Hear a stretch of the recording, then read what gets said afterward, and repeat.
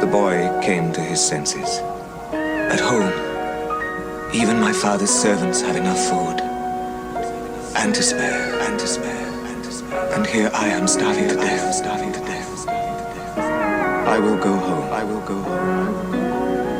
And ask my father to hire me as one of his servants, What is man that you be mindful of him, and take the time to wrestle with him till he walk with a limp? I'm just a vessel that view life through a tent, made in his image, a little lower than angels. But all these angles in the heart cause a rift. The heart is desperately wicked, so who could know it, Lord, but you alone? Some say they full of love. The fruit show the root is decaying bones, and that's the spirit of a Pharisee. Whitewashed tombs, Christ said it in love. It struck their heart like a harpoon. Cause those that hate truth, it sound like verbal abuse. If that's you, divide flesh from spirit, that's what the word do. Look, you can take it how you want to. Take it as a diss, then I guess you missed the mark too. Cause we all fall short of the glory of God, and not everybody know they father. That feeling is extra hard. But what's crazy is the closer to the Father you are, the more scarred, and more likely to get tossed up out of the synagogue. Synagogue, temple, mosque is all the same. They break fast to them clubs like they Charlemagne. Even though it's everlasting, we on borrowed time. God is still doing construction on this heart of mine. It's crazy, they don't care about the babies, but they march for dimes.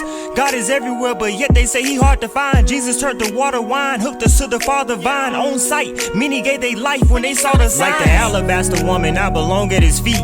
Everything that's in this world, we never own it, we lease. LGB, TLC, that's how they creep. Going backwards, look what happened when you home with the beast. Two witnesses, see they body thrown in the street. The world gon' celebrate, they'll have a false moment of peace. They'll be hugging till that judgment from the throne is released. The false prophet and the dragon gon' get thrown in the deep. I don't perform, but I'm on this microphone when I preach. Eat the flesh and drink the blood, bon appetit. They ain't praying, but they running when they phone get a beat. Let's get it poppin' like the batter when it's thrown in the grease. What's this is high time, I'm not sitting on the sideline. Never high mind, tell the truth, we can't keep lying. World on decline, why they throw up the peace sign? Look at God image, we must follow the design. Ain't no rewind. Back to Adam, for there was a fall. Welcome back. Trina Lee is a victim of rape and abuse, and through her new book, Master Plan, she hopes to encourage other victims to speak up.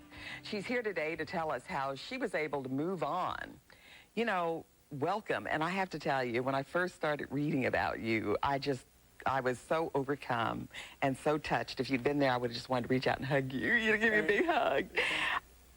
You were raped and abused, and why did you decide to speak out and especially write a book to tell people what you've been through? First of all, as a service to God, and to show my gratitude to God for all that he's brought me out of.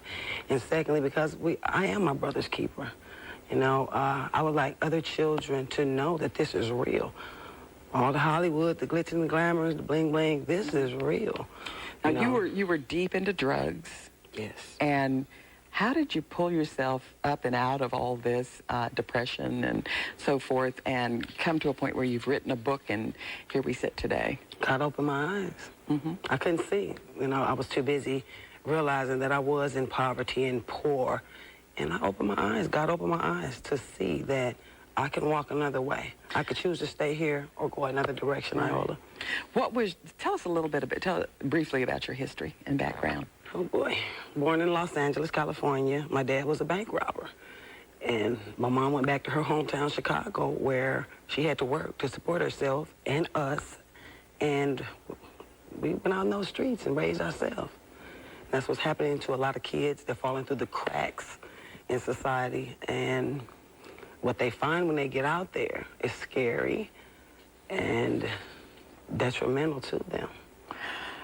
What made you decide to write the book, Master Plan, and how'd you come up with that title? Because it's all about God's plan, not mine. I had many master plans. None of them worked. Looking for a title, there was none. I had been through so much, there was no title for this book. So I said, God, what do you want me to call this? God wrote this book with me, I.O. Okay. I would actually say, I can't do this, and sit back, and next thing I know, I'm back at the computer. So I asked him, what do I call? And he's like, what's it all about? Master Your plan. I believe that if I let what happened to me control who I am today. What's your message to young girls who may be in a similar situation? Stay in school, get your education, and focus on that, not on what the world can do for you, what's in the world, but who you're going to be while here On this earth. Exactly. And what kind of response are you getting to the book? Well, I told you this is the first for me. So it's been really hard trying to get the book in stores. Right now it's available at Black Images Bookstore in Dallas and in Chicago at the Underground Bookstore. You know what I really want for this? I want a movie. I can see it because I had turned suppressed into a it. movie. Yeah, I had suppressed it, and when it finally came to life within me, oh God, I'm like, what happened to me? Right. And I could see it. So as I'm typing, I want to see it as a movie, and I want Terrence Howard to be my leading man and Jada Pinkett to Good be my choice. leading lady. Very good choice. Yes. How did you end up in North Texas? It's a long way from where you were in Chicago to North Texas and writing a book. My sister married a guy down here in Texas, and I wanted to get as far away from Chicago as I could. And I did. And here I am. And this was my first job as a security officer here at CBS 11. At CBS 11. Hey, we're back to give voice to pain, and we are back speaking with Tracy. Good morning. And, so listen, last week we called that, or I call that more of the overview. And so today we're going to begin to, as we begin to unpack some things. So I'm excited. You excited? You ready? I'm ready. So I want to deal with chapters 1 and 2 of the book. Okay. And I realize that I read the book. You guys haven't, so we got to kind of let her tell it. So I want to deal with first your grandmother, because you mentioned in the book some nuggets that she began to share with you about some things, and we're gonna start with that N word. Oh boy. Okay. So tell us what her feedback was to you about that. Well, I was, I guess it would be the early 70s, and she told me to go to the store and get her some New York cherry ice cream. And I get the money and I walk to the store, and it's a family of brothers that live in my neighborhood, maybe 5 or 6 brothers. And so I'm walking down the store getting ice cream, and these guys come around the corner, and all of them hit me on my butt. And I don't know what to do. I'm trying to cover my butt. I didn't know what to do, run. And by the time I got to the store, I asked the guy for some Newark cherry ice cream. He said, what? Newark. And I couldn't say New York. Right. I couldn't, I was so confused. I went home and I told my grandma about it. And she said, piss on them niggas, baby. They just want to use you for their own gratification. And that I carried that with me for many years when it came to the opposite sex. That as soon as I meet you, you want to use me. And it just stuck with me. And it made dating difficult. It made living difficult. But I enjoyed my people. Black people. She called them niggers. But I enjoyed black people, and that's all I knew. So the struggle began.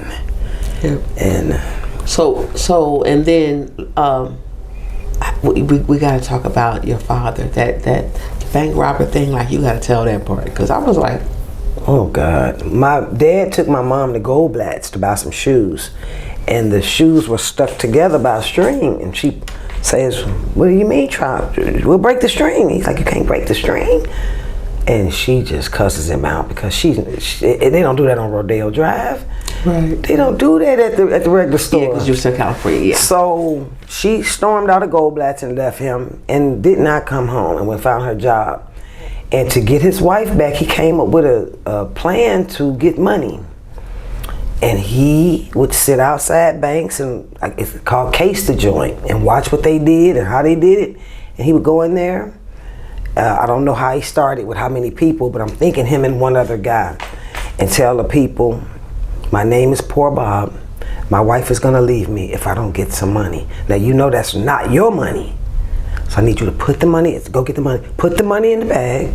And all the tellers are like, what is going on? They have big, long, I don't know what they call them, Tommy guns. Okay. A different kind of gun than the AK or whatever they use today. And they robbed the bank and got home, thought about what he had done, and he did it again. How many banks did he rob? I just talked to a cousin of mine that told me maybe 6. Wow. And no, I think Mikey said 6 months. 6 months he was just on this thing to rob the banks. I didn't really get that from my mother, but my cousin who would know. Right. And he couldn't stop. It was like a drug.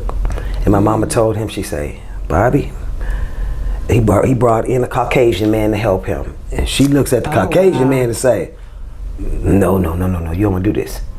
And sure enough, the guy, police had something on him, and they said, just give us anything. And he gave him my dad. Wow. And how much time did he do for that? They gave him 13 years. The last, he did 8 of the 13. The last robbery was all federal agents in the bank. And they walk in, he does his normal thing. My name is Poor Bob. They told him to freeze. And he had a guy with him named Lloyd Long. Lloyd went to look at my daddy, and when he moved the gun, because they had the guns out, when the gun moved, they just riddled his body with bullets and killed him. And Daddy said, you know what, gonna do me too. I know you're gonna do me too. So he tried to start shooting at the police. But the police had a order, there was a order to not kill him. We need to know who sent him. Interesting. So that's why they didn't kill him. Mm-hmm. They said they needed to know who sent him. They thought he was working for somebody else. So he wasn't supposed to be intelligent enough to do that. Right. We need to know who sent him and how he got all the knowledge about these banks, who's working with him. They think it's somebody on the inside of every bank. I can't imagine what they thought. This was the 60s. Right.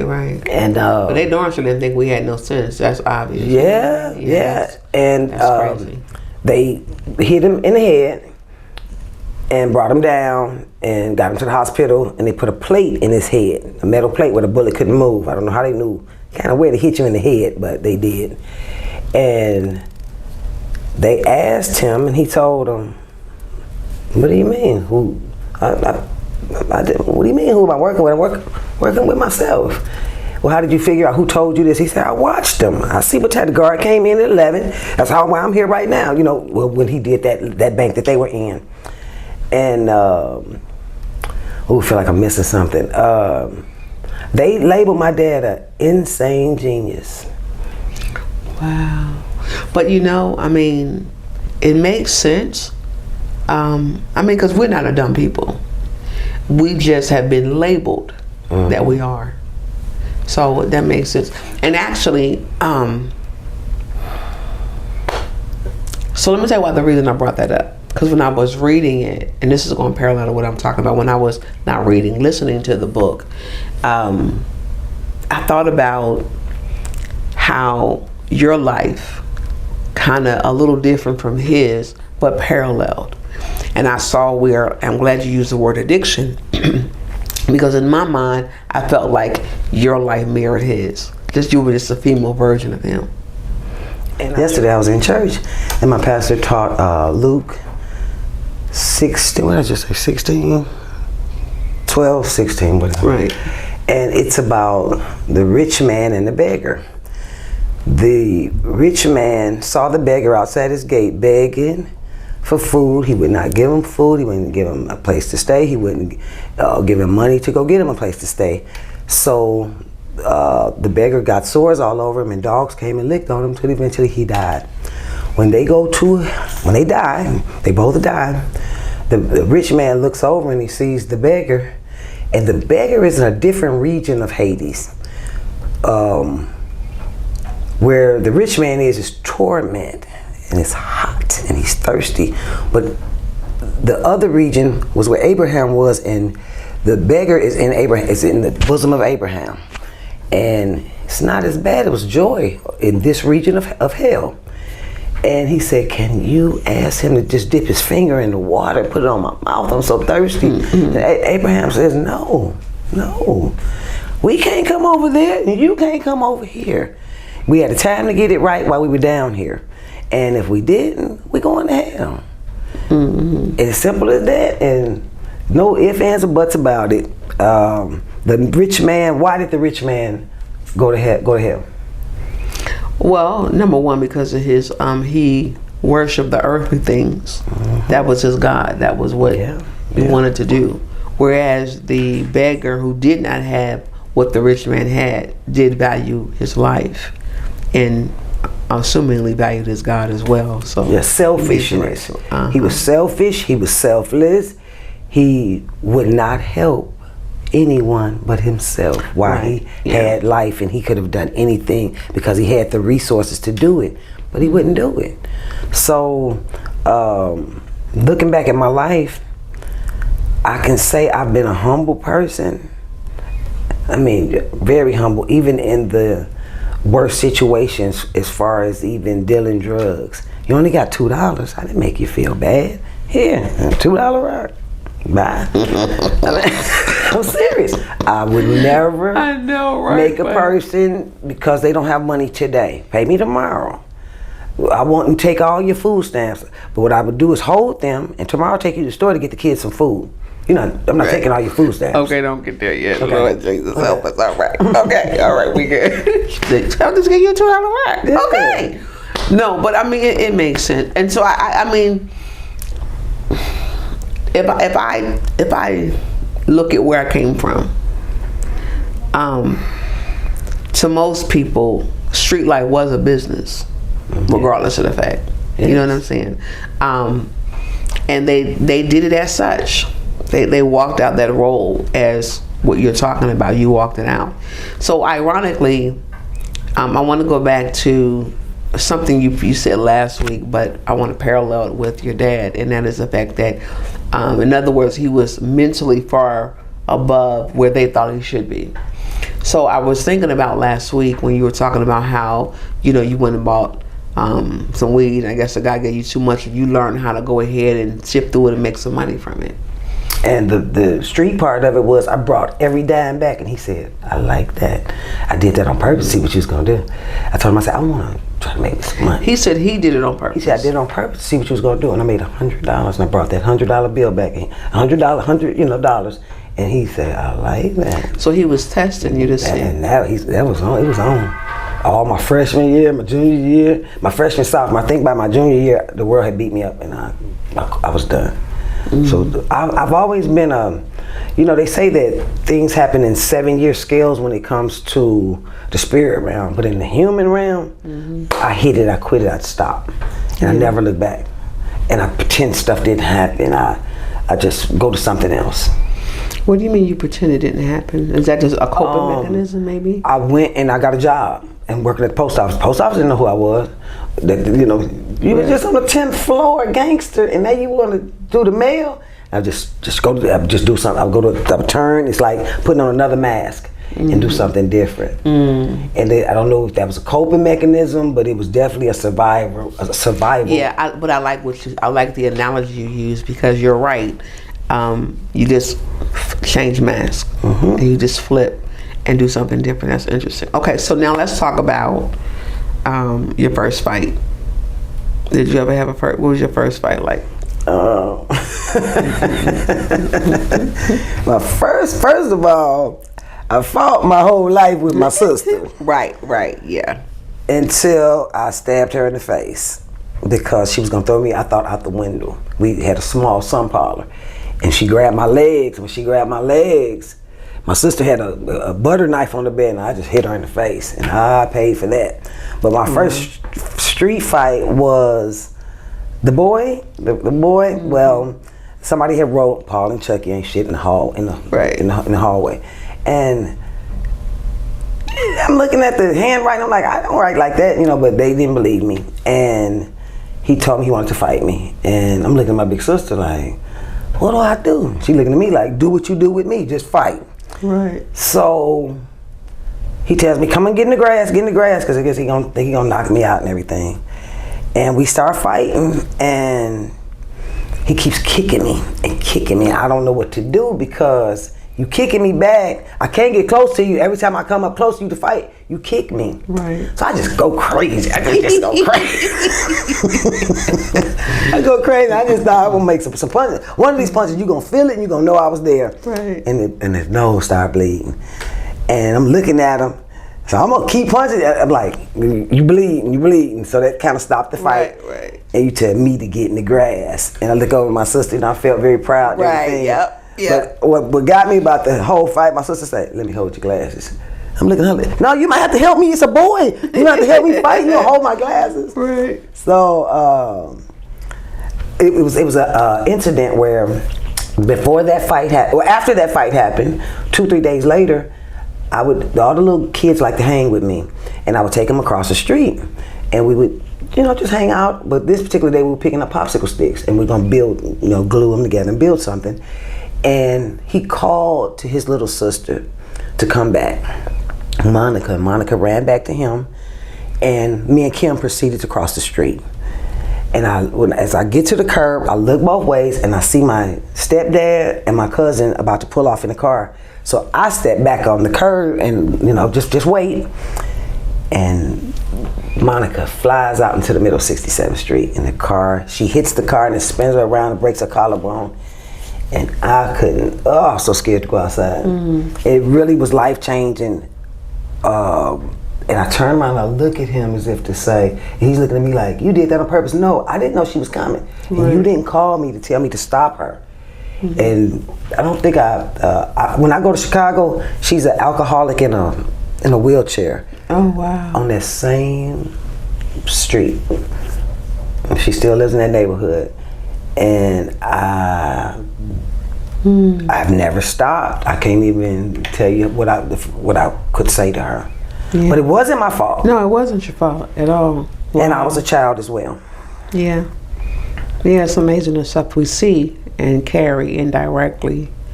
But yeah, as long as you know that wasn't your fault, that's interesting. Wow. It let me know what the damage a car can do, and I'm still like that today when it comes to a curve in the street. My head is on swivel. Yeah. What are they doing? Because you had that experience. Because I mean, to be honest, I think that even when we drive, we don't really think about what a real impact could do and how much it could damage. We just don't think like that. We just think like Texas got this thing where they own the road.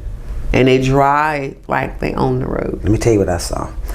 The day we had that ice storm, I was driving down, my church is on Broadway and Fincher, and I'm coming down Broadway I'm gonna probably go to Walmart or whatever, and I see what I think is a museum, like Mothers Against Drug Driving museum. I see all these cars, all kind of things, and I'm like, so I drive over there, and when I saw driving in your car, just like sitting on that chair, when I saw those cars fold, brake, and let the driver down, I've never seen such devastating. Wow. I'm looking at places where people died. I looked at about 8 cars where they had to take the jaws of life to get the people out. These people were dead. I can see it was just too much blood for them not to be dead. I'm looking at the steering wheel's gone because it was probably in their chest. I've never seen such devastation in my life, so I don't trust my own car anymore. Yeah, because we go with walking by sight. Yeah, I got a Benz, I got a Cadillac, I'm all that. No, you're not. You're a man in a car. Yeah, and anything can happen. Exactly. Yeah, that's wild. So, on one other area, we got to go there because again, I'm trying to keep it in the chapter's perspective. But so I like the information your grandmom gave you. Of course. How did your mom deal with, it's not hard because we bounce back as women, but with everything that happened with your dad going to prison and you guys moving from Chicago to here, correct? To Texas? No, Hollywood, Chicago. We moved from California to Chicago. Right. How did she cope with him being in jail and everything? Did you communicate, or was it just, hey, life got to keep moving? No, we sent letters to our dad. I remember putting some perfume and some foil and sending it to the jail. And of course they sent it back because you can't do that. But I didn't know. I just wanted him to have something. I don't know what my dad gonna put on ladies' perfume. I don't know what I was thinking. I was a kid. I don't know because my mom was a different kind of mother. We weren't allowed to spend the night. She wasn't gonna put us in harm's way in no shape, form, or fashion. You get in that room, you shut up, you walk in the room, you say, excuse me, and if we're talking, you don't say a word. You wait, and if I look at you, then you'll know if you can be excused to interfere, or what was the word? Disrupt. Two adults talking. So we was raised. My mom, she was something. Oh, she was awesome. Now my mom wasn't nice and loving, and she was a sister of that same struggle. She was raised in Chicago. My mom is one of them topics that she was mean. She was blunt. She was just straightforward with, don't do that. You'll see what, and if you give her resistance, she'll say, you'll see what's gonna happen. You'll see what happened out there. And she let us go out there and bump our heads when we wanted to be. And like in my 20s, I had a cross around my neck. She said, Jesus hung long enough. What you doing, you don't deserve to wear that cross. And snap, I never seen it again in life. What? Yeah. She was something else. But I agree. I think that, again, raising girls, it's funny because having one girl and 3 boys, you raise them the same, but you raise them different. Right. The girl has to understand that life is going to think it can do what it wants to do, and you have to be strong. Right. We don't have a choice. Right. And if a man walks out or walks away, you have to know how to keep moving and pick up the pieces. And though you may be dying on the inside, find the courage and the voice to keep going for the sake of the child that's watching. And I don't know. I used to wonder sometimes if it was an East Coast thing, a Southern thing, or just. I think parenting is one of those things. Like, I look back at how I raised my son, and it hurts because I should have did better, and I probably could have did better. Mm-hmm. But money, I was chasing money, and I couldn't get the money with him standing next to me, so he had to go be with his grandmother. And that's years I lost. And I wasn't in it, like I said, it could have been a year and a half. I wasn't in it long. Time I lost that I could have instilled how to play baseball and do things since his father wasn't there. Today we have young girls. Okay, so when I got about 14, I started seeing boys that I wanted to know more about. I wanted to know more. I was curious. Mm-hmm. And I started dating. I didn't date him. I just started playing around with him and wanted to go to restaurants and hang with my sister, who was his friend. They were like 4 years older than me. My sister was 2 years older. My cousin was 4 years. And we would all hang out together, but I was looking at this one man, and I wanted that one man. Mm-hmm. And I got him. And that man let me down 100%. I tell girls today that, like I have a granddaughter, she's 20, and she bring a guy, I'm like, she's telling me how she feels about the guy and she loves him. I'm like, you don't even know what love is. You won't know this guy in 20 years. You won't even remember his name. Mm-hmm. And she doesn't understand that I really know what I'm talking about. I remember this man's name because I have a child by him. But he is going on with his life, and me and my son are still here struggling on this earth. And he's gone on, never paid child support. That's what I really cried about. That I was so humble of a woman. He said, please don't ever put the white people in our business. Please don't do that. Right. And I didn't. But my son paid the price. Right. Now let's talk about that, because I think that also might be just a different generation, because when I read, let me say it this way, when I read the story, number one, you're a teenager, you're a kid. And every teenager, boy or girl, knows that feeling of that first crush. Right. That first person you're dating, and it's the one that you wanted. You know, right. Mine was Carl Carl Right. Artist, I remember. Fine Redbone. Oh my God. That's another story. But he wound up homeless. His mom and him got put out. It was crazy. But anyway, but that was someone I cared about in my little mind Right. in that day and time. Right. So when I read this story, I really just saw a genuine childhood teenagers that were trying to figure life out, trying to understand what love was, and the getting pregnant and everything, which is probably wasn't unusual. You know what? I thought about this the other night. I think sex is the one time that you're with somebody, and if I'm a girl, and Chicago was a scary place. My mom was scary. We got whoopings. We feared. We had fear. We didn't think we was tough, rough, tough. Right. And when you with that person, they gotta protect you because you right there with them. That's that one time. It's like I'm one with somebody, and I think your emotions get intertwined with theirs, and it's such a the endorphins that are released into your body. You want that forever. Yeah. You're in love. Right. Yeah. Yeah. So how long did y'all stay together, do you think? Oh wow! As soon as I got pregnant, he was gone. Yeah, but you know what? This is gonna sound bad. In Philly, it was normal. It was normal. It wasn't normal if they stayed. You know what I mean? Like, I don't know what it was. It was like hindsight. I looked at the fact that also in Philadelphia coming up, it seemed like getting the girl or being the first to get the girl Right. was like this challenge that you had to conquer or to be able to say you did it.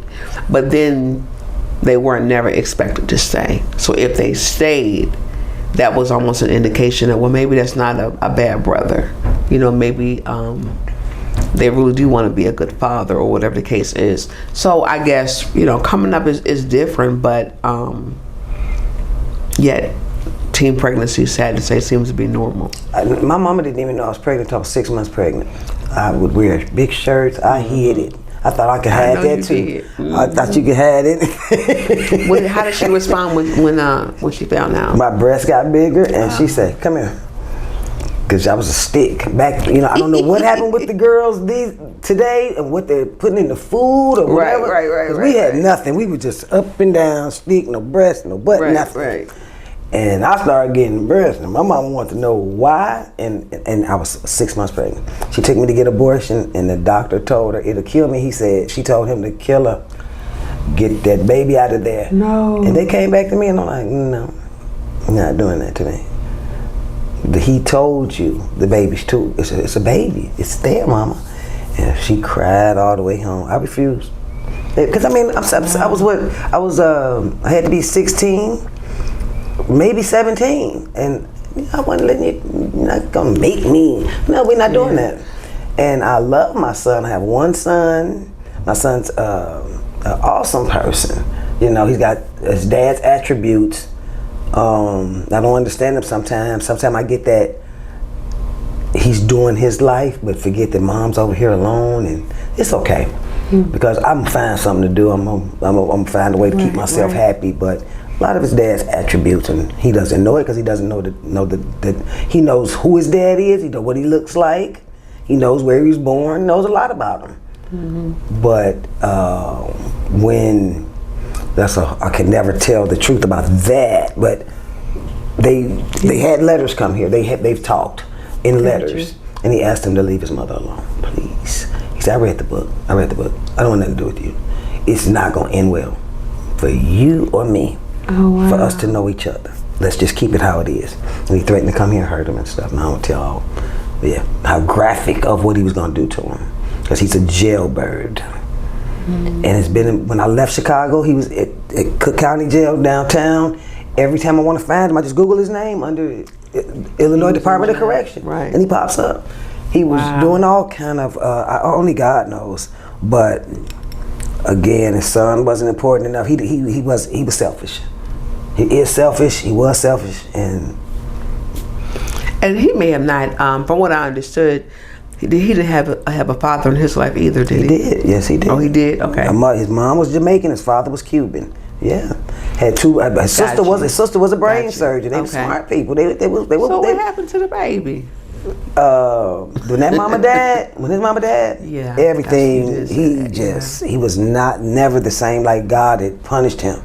His mom had breast cancer. They took one off, and they let air in her body, and it spread here, and they took both her breasts off, and she still died. And Prince my son was maybe 1 month old, and he didn't understand the give and take. I'm gonna give you this one, I'm gonna take your mom, but I'm gonna give you somebody to love. And he didn't get that part of it. And the mama never got to see her grandson. And he was fighting with my mother to take my son. And my mom said, my baby not getting on the airplane. He's too young. He don't have no shots. She wouldn't let my son get on the airplane. And they called and said, don't even worry about coming because she died. They were that cold. His brothers and sisters didn't like him because they were born 20 years apart or something like that. It couldn't have been 20. But the mom died in her 60s and he was 20, so that means she had him at 40. Oh, yeah. So they were years apart. His siblings were much older. So whoever she got pregnant by, they know. Huh? Whoever she got pregnant by, they know. So it was some issues. He knew his dad. He knew his dad. My son is named after his father's granddad. Wow. So he been in jail off and on all that time, or? For the last 40 years that I know of. Wow. He told me he's finally got it together. We just talked through. He hit me on Facebook. I didn't really like that because he was asking people my real name. Don't nobody know me like that. Don't do that. How he find you on Facebook? He know my name and his son's name. He know us. Right. So my he bad. was searching. I mean, they got internet access. When he got out. Okay. He said he gonna do better. He got married, and I don't want nothing to do with it. I know that's right. And I told him, please don't make me go there. Yeah. And go down the memory lane on you. I don't want nothing to do with you. Wow. You put your hand anywhere near my child, it's gonna be a problem. It's on. We fight. We come to cut you. Yeah, you're not leaving Texas, or you're gonna be down there, Tarrant County. That's what I'm talking about. So don't come. And you don't want to come mess around. And I saved the letter. You already sent the threat out there. So did y'all know that it's a new crime called? I told you this last time. Threatening an act of violence. It's a new crime called threatening an act of violence. If I say to you, blah blah blah, I'm gonna kill you. You can't do that. You can't scare a human being like that. You don't have the right to make me fear for my life because you didn't give me this life. And they locking people up for it. And it's a hard way to. It's hard to fight it. But see, you know what though? I figured that out years ago. So I was bad. So I was gonna say that, and I got grown.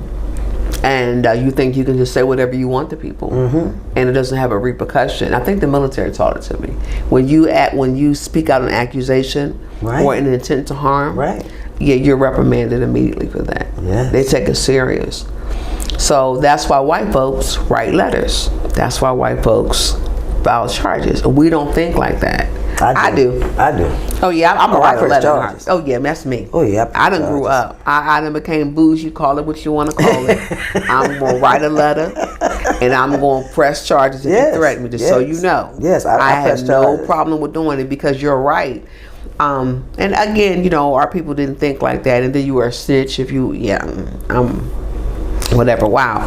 Okay, so now, how did we go? How do we elevate into oh no, I don't want to talk about that yet. I want to talk about happiness, because I noticed in the book when I was reading it, I noticed how that really was major to you. So I want you to explain what happiness was to you and what you thought it was and how you tried to attain that happiness. Well, again, like I said, my mom wasn't nice. My grandma was. But when you're dealing with, I guess I call it oppression and poverty, trying to feed for your child, my grandma, her child, and then my mom's 3 children. That's 5 people my grandma's trying to take care of. So within the household, there's a little tension, but not when it came to my grandmama. We were gonna eat. We were gonna eat, and we ate good. I just thank God about a year ago, for my happiness. I said, thank you. I've always told God, I just want to be happy. I just want to be happy. And I don't know if everything that I've been through and done, I'm still happy. So what changed? Maybe, okay, so from a kid, what do you think happiness was? I thought happiness was joy in my heart and no crying, no pain. Okay. And I've had that, like I said, put another mask on. Right. And I had happiness my whole life and didn't even realize it. That's my point. I didn't realize it. Yeah. And then at some point, as you were becoming a woman, I love that little story. As you were becoming a woman, you had to get that from the book. I'm not even going to tell that one. You got to go read the book. But I love the honesty of it. But I also saw where human nature looking for someone to love, and to protect if possible. So to get the opposite of that didn't feel quite happy, I'm sure. You know? I didn't understand. You know, I mean, with my son's father? Well, just in general. Because I noticed that you kept saying, I just want to be happy. And I think that was more when you were going in from, you were talking about from your you know, what your grandmother instilled and what you were looking for, and then when you went into high school. Right. And you say it again. Right. And I said, okay, this was something, I don't know if you did it knowingly, but it came up several times just in between that. I think also pretending that the things that happened to me didn't happen because I didn't want to take away their happiness as well, because I thought the happiness was everything. It wasn't money, it wasn't pretty clothes. It was a feeling within myself, and I strive today to be happy, whether I'm eating beans or chicken or steak. I just, you know, I don't think God can use me in any other state. But I think it's cool, especially the book was written, you know, so many years ago, and then now to come to a place and say, I get it. But this is one other thing I noticed, and I don't know, I don't think you do. I think it's a good thing, but the mask. In other words, you know how you learn how to switch faces, switch form. You learn how to put things in the back of your brain and keep moving. You know, it's almost like, I don't know if it's done on purpose or not, but it's like I see you, for example, okay, well that didn't work out, well let's just keep moving.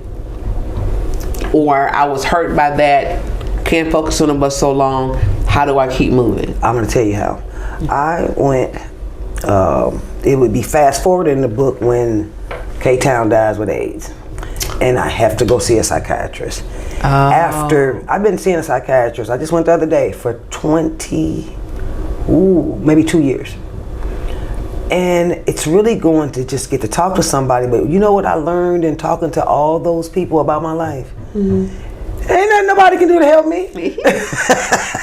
I got to deal with it. Right. I come home like, oh, I'm glad they listened. How did that help me? Right. You listening. That's so funny. But at some point, but today, because I still do it, it makes my life lighter. I don't have to carry this burden by myself. Now, I have a doctor. I refuse to, I don't remember we had to talk about pick up your cross. Your cross is a lot of the complexes that you have about life. Pick up your own cross, carry your own burden, because I got my own. Like what my nephew just did to me. He just put his cross on my back, and I'm trying to call, help y'all, teach him to drive, help him. I'm trying to tell my own story. Right. Yeah. And get myself together. Yeah. So I learned that I can tell everybody in the whole world what happened to me, and don't nobody really care. Don't nobody care, they're not gonna do anything. You got raped, you got beat, you got stabbed, and life gonna keep going. But you know what, that's what okay, so like, I'm so glad I'm not crazy. Listen, in my brain, I think like that. Like, I don't know if we just went through so much stuff, but you really realize I can't change it. No. I can't, my end game is, how do I survive it? that's my thing. How do I survive it? And so that was why I was like, you know how to change quickly. But I think it's because not even before the counseling, I think that I always saw, when I was reading this story, I always saw you making yourself crawl, if need be, to the next stage, looking for, as we would say, there's always light at the end of the tunnel. So for me, I kept seeing you crawl looking for that light, whether you did it subconsciously or whatever. I promise you, that's the one thing I kept picking up. I knew nobody was going to make me feel better whether I told them or not. Somewhere in me, I just knew it. No matter what, I go home and tell Mom, I'm going to get in trouble. My sister's going to laugh at me. They're going to tease me. The whole family's going to know. And I had the nerve to have some pride at that age, 17. I went to school.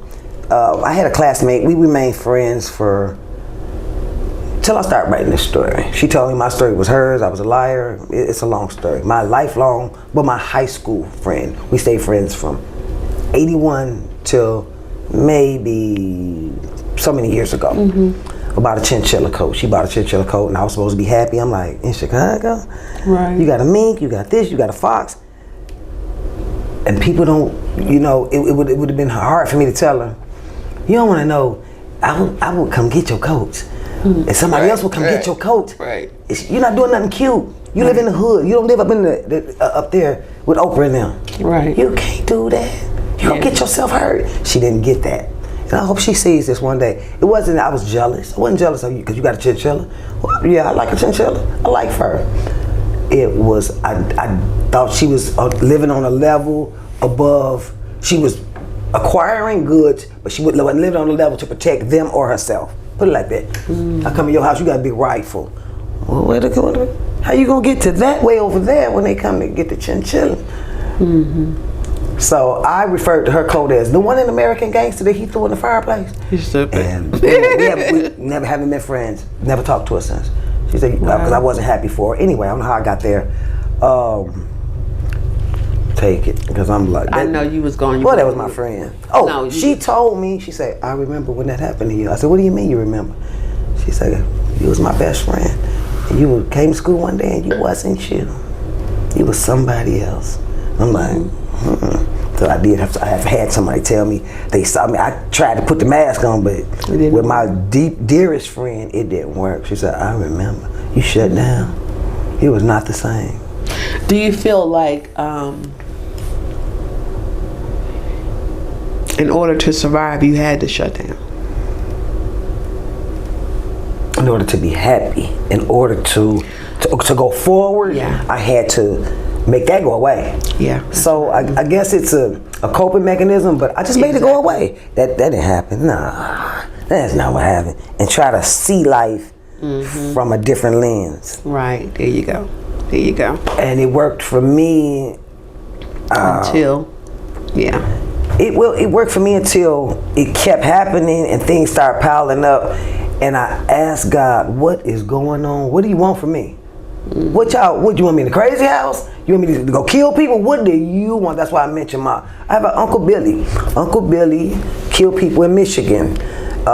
He would go in the houses and kill the families. The whole family, and just keep going. Why he killing people? Nobody knows. No, maybe somebody raped Uncle Billy. I don't know. All I know is my Uncle Billy that recently died. He made it to 100 years. God wouldn't even let him die. Maybe get him to deal with what he had done. And nobody knows. He killed many, many people. And nobody know why? And he lived in an insane asylum his last years on the earth. They just had him in an insane asylum. Nobody knows why. Wow. And what about was it an aunt that killed herself? My aunt shot up. And the cold part, my granddaddy trying to be, how you think you can tell your kid say, I want to kill myself. But go ahead. In fact, buy a gun. And he did that. He didn't think she would do that. Her husband was a Pekin Tom, and he wouldn't come home because he's in the city of angels, all the beautiful women everywhere. And she was beautiful. But he wouldn't come home, but he had an obsession with looking at other people's windows, looking at women. And some nights he'd probably go to jail for it because he was in Hollywood. And she couldn't take it. She couldn't take that you married me, you promised me you was gonna be there, the good and bad, and you didn't do that. And she would come and tell her parents, like what you're saying, or what like the world would say. She should have told her mother. She should have told her daddy. She should have told her sister. When my aunt went and told everybody what he was doing, nobody straightened him out. Nobody helped him get a divorce so she could go her separate way. They told her to kill herself, and she did. So I don't need nobody to aim me in a direction. I just say, you know what? I want it to be grown, and I want it to be grown. I couldn't stand the rules and the regulations, but I didn't know I was going to lose was the safety of my mother and my father and my grandmother. That's good. You know what? Let's stay right there. That's good because I didn't deal with the rape and everything in this particular segment, but I think what you said was good. You wanted the freedom.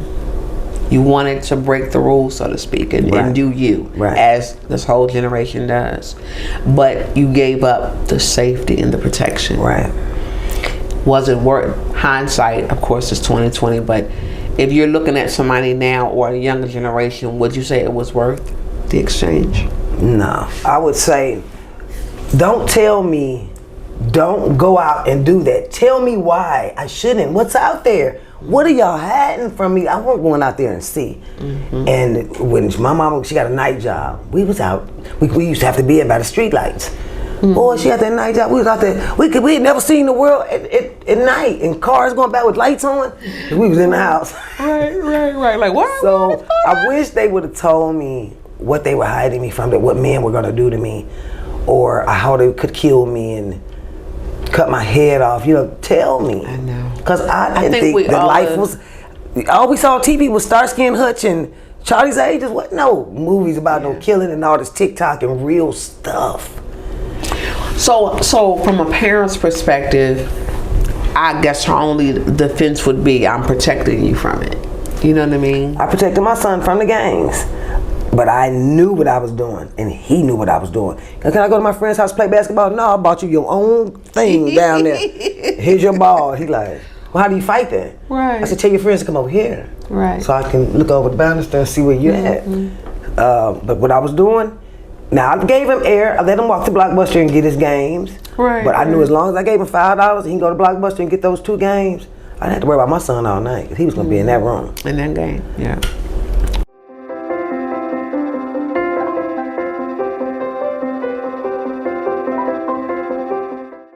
I overdosed on sin, but I kept that in my quietness. In a Bible school while my heart had that psoriasis. I'm groaning at the word when I should've read it tireless. Salvation is a gift, but it's also supposed to change you. Coming as you are so my king can rearrange you. If he left you as you was, then he'd really be a fake too. You scared of letting go, man, I really was afraid too. That's the reason that I'm writing, homie, learn from my mistakes. Scriptures in my mouth, but my heart was full of hate. I was running out of time, so he put me in my place. At first I didn't get it, now I'm walking in his grace. I'm shooting down religiousness, I'm learning what forgiveness is. He washed away my blemishes and washed away my sinfulness. So this can be my genesis, I really hope you getting this. If you're looking for the benefits, then on the cross he finished it.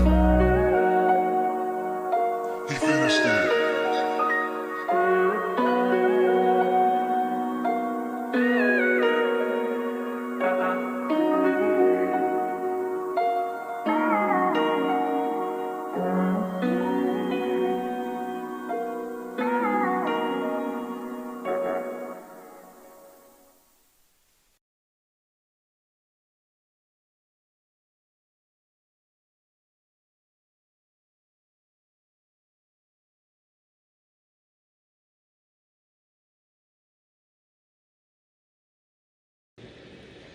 Hey, yes. Welcome to the cool down. Welcome to the cool down. Hey, it is Miss Sandy from Give Ways to Paint, and I am glad to be greeting you. You know I always gotta come and step in that first or second episode and either explain some things or just, first of all, just welcome you.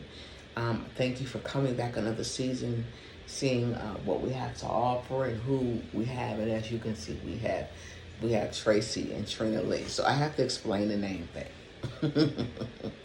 Because throughout the docuseries, you're going to see me use 2 names, Tracy and Trina. But Trina's the one that she prefers to be used. Her pseudonym is what her book was named under. So if you hear us say Tracy, it's because that's how we met. And that's how we begin to talk. But she really prefers to stay with Trina. But you know, you do know that she's known by Tracy. So just know that when you hear Tracy or Trina, we're talking about the same person.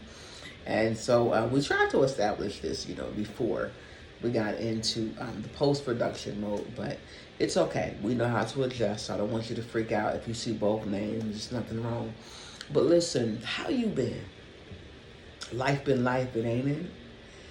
But I pray that as you listen to Trina's story, that you're blessed. And that you realize that no matter where you come from and how hard it seems that life is, that you gotta know that God ain't forgot you. You gotta know that He has you in His hands. You have to know that you're all right with God, even if you're not right with God. You can't fix yourself, but crying out, calling on Him, as in the case of Trina's life, you're going to find out that He's going to answer. And this season, pay attention to the music. You know, it's not very often that I get people who are talented, but every track you hear is original. And it is from Trina's team. Tristan, I believe Tristan Turner, I believe he has his own production here.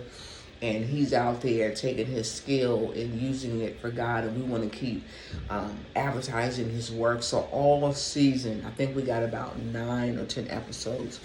But most of what you hear is going to be his, or it's going to be an artist that's up under him, that's been in his studio.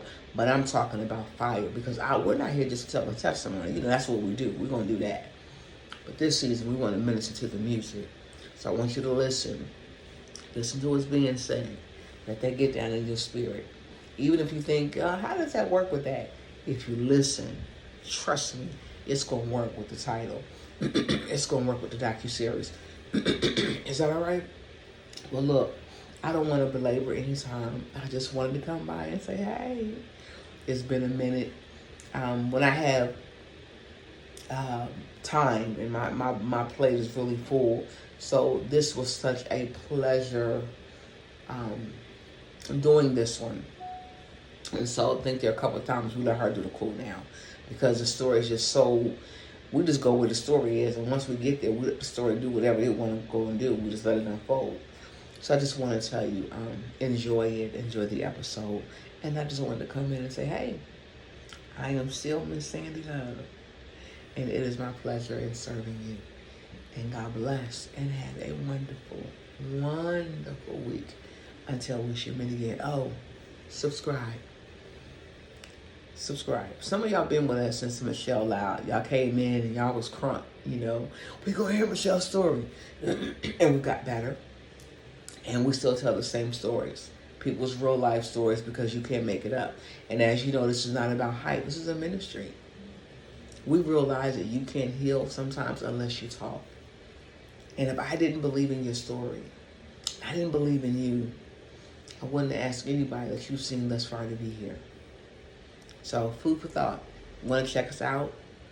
You can go visit our website of givevoicetopain.org. Give voice, the number 2, pain.org. Is that all right? So, with that being said, this is Miss Sandy, and have a blessed, again, week. And we'll see you next week. Bye-bye.